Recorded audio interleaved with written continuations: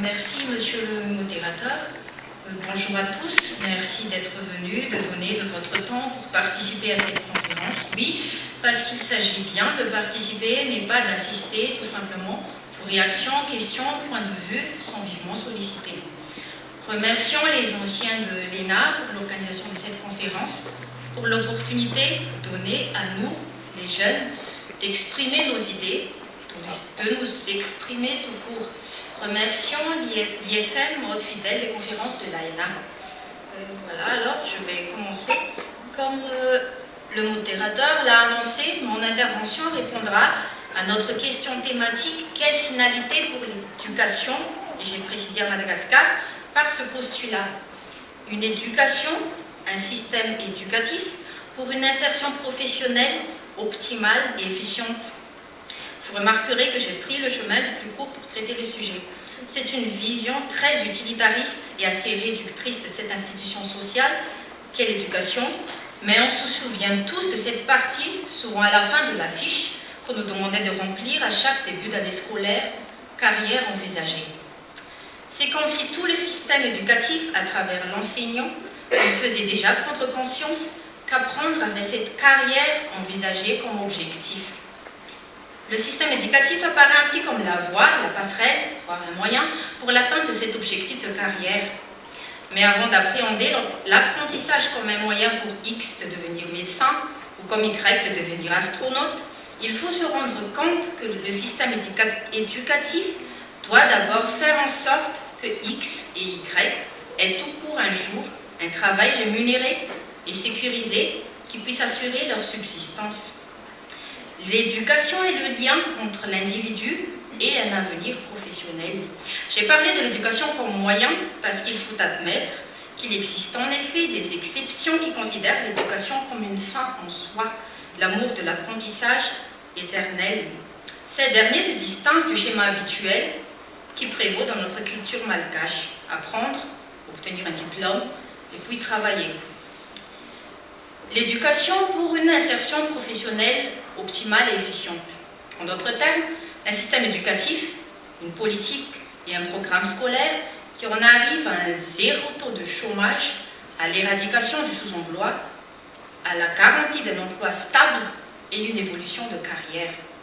Un système éducatif qui dote des outils intellectuels et psychologiques pour trouver un emploi, le garder et évoluer dans le cadre de cet emploi. Le temps d'intervention ne me permet pas d'aborder toutes les questions relatives au sujet, alors j'ai choisi d'articuler mes analyses autour de deux idées majeures que j'aimerais partager avec vous. Un système éducatif qui prépare les jeunes à affronter le marché de l'emploi, quel que soit le niveau d'études atteint. Un système éducatif qui prépare les jeunes à devenir un élément actif du marché de l'emploi et qui ne subit plus simplement les lois de ce marché. Développons la première idée. Un système éducatif qui assure un avenir professionnel. Certains paramètres sont à tenir en compte. Le décrochage scolaire et l'inadéquation, spécialisation, aspiration, emploi effectif. En ce qui concerne le décrochage scolaire, le point sur lequel je voudrais insister dans le premier tiré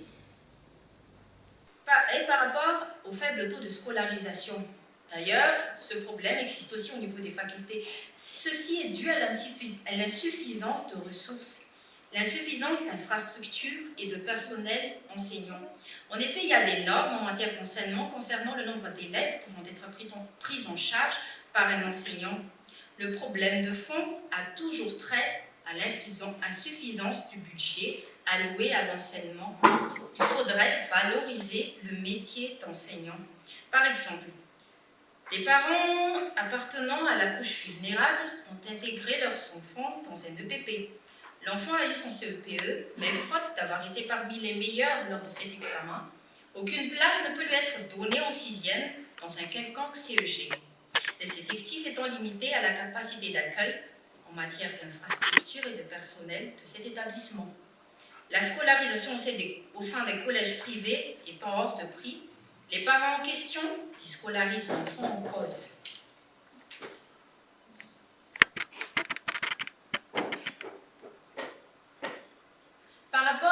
ce deuxième tiré, j'aimerais mettre en exergue l'idée qui suit.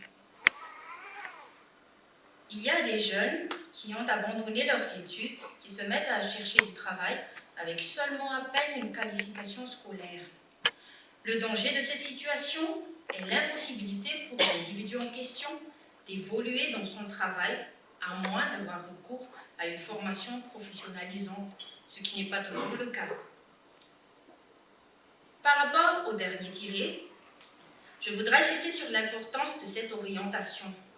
Je me souviens qu'au lycée, à la veille du baccalauréat, je n'avais aucune idée de toutes les filières universitaires qui s'offraient à moi en tant que littéraire.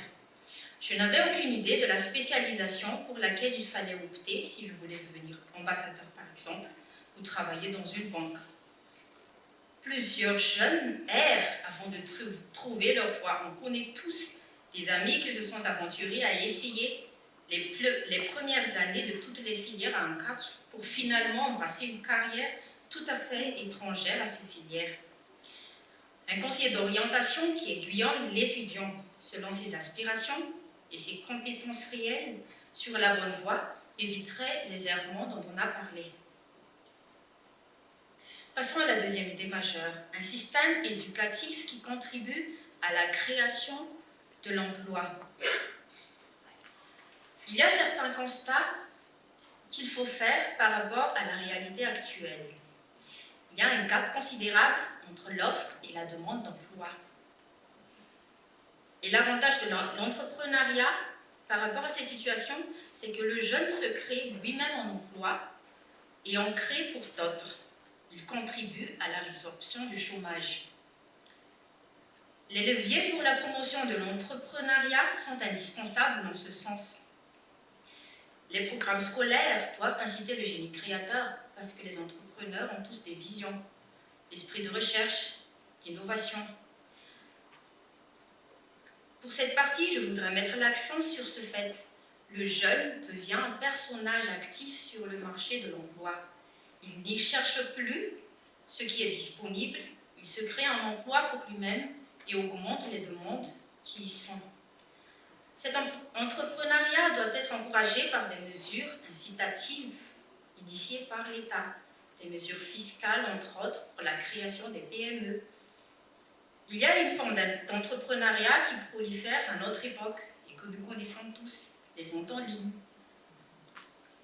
J'ai fini mon intervention et pour conclure, j'aimerais dire que cette intervention a pour but de susciter vos réflexions et j'espère que au moment où vous serez les décideurs, vous vous en souviendrez des quelques idées que j'ai partagées avec vous. Merci.